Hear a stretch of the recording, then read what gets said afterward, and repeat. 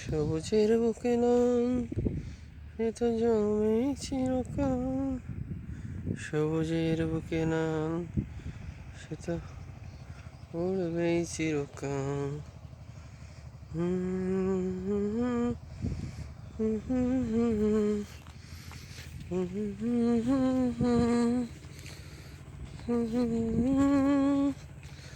সবুজ সমারোহে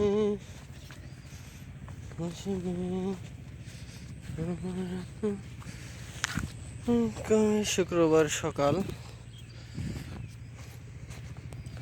সময় এখন 10:53।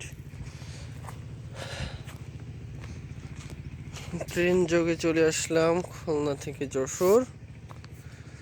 বাড়িতে এসে সকালের নাস্তা শেষে বেরিয়ে পড়লাম পটল খেতে আসার জন্য।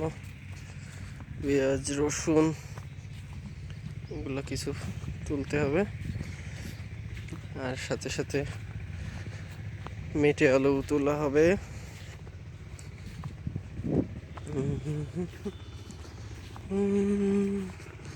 পটল গাছের অবস্থা খুবই খারাপ। দেখা যাক আমাদেরটার কি অবস্থা, দেখে আসি। এটা অবশ্য আরেকজনের। সকালের প্রকৃতিটা আসলে অনেক সুন্দর। আর শীতকাল সকাল তো আরো বেশি সুন্দর, কুয়াশা মাখা থাকে। কিন্তু এখন সময় 10টা পার হয়ে গেছে, যে কারণে কুয়াশা নাই।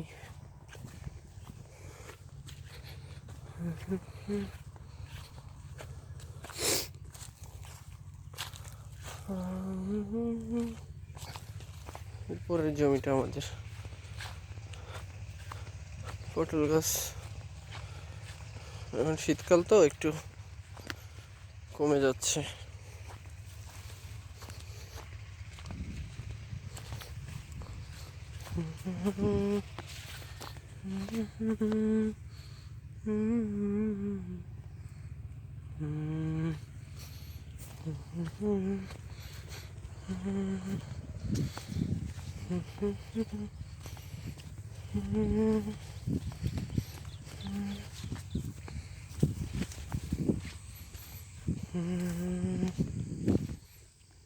দেখি কি অবস্থা।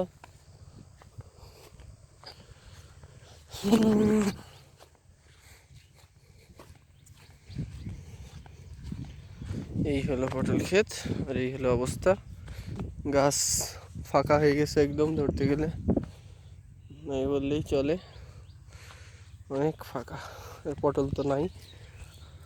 এই যেগুলো হলো রসুন, রসুনের পরে আছে পেঁয়াজ। জমিতে পানি নাই মোটেও, পানি দিতে হবে। আর এগুলো হলো পেঁয়াজের চারা, ভাতি, এগুলো তুলে লাগাতে হবে। এগুলো মার্শাল্লাহ অনেকই হয়েছে। বীজ দেওয়া হয়েছিল বীজতলায়, চারাগুলো উঠিয়ে এবার লাগাতে হবে। আর এই যে পেঁয়াজ, পেঁয়াজও কিছু পরিমাণ সংগ্রহ করতে হবে। পেঁয়াজ সেরকম বড় হয়নি এখনো, দেখা যাক। বাড়ি খেতে খাওয়ার জন্য যে পরিমাণ নেওয়া যায় সেটা নিব আর কি।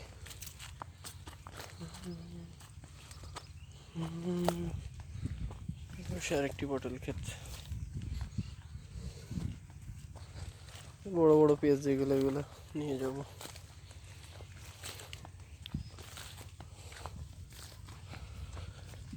আর এই যে আমাদের দয়াকলা গাছ, এখানে দয়াকলা আছে, বিচি কলা, এই একটা, আর এই পাশে আর একটা।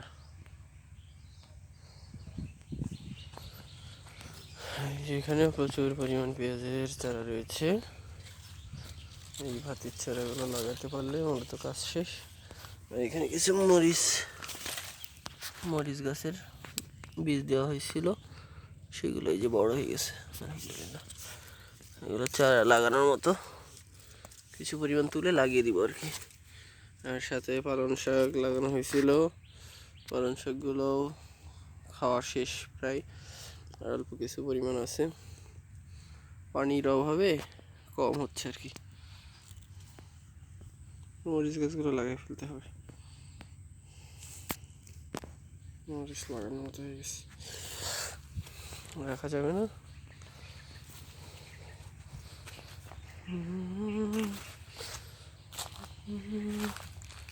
এই হলো টোটাল তথ্যচিত্র। এই এই সরিষা ক্ষেত।